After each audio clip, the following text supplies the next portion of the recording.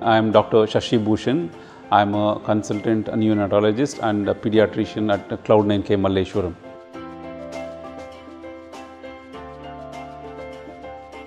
Colds and coughs are treated usually by a supportive management.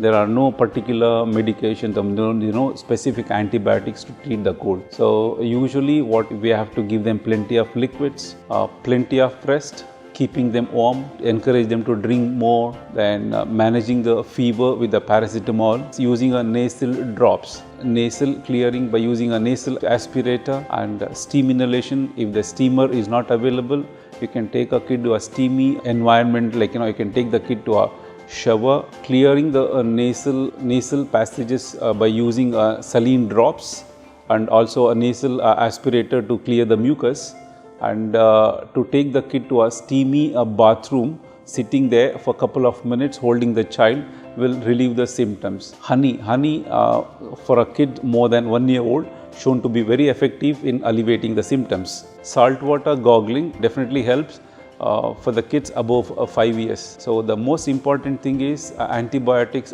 doesn't work. There are no specific medication to stop the flu symptoms spreading. There is a flu vaccine which is available, and it is very specific for influenza vaccine.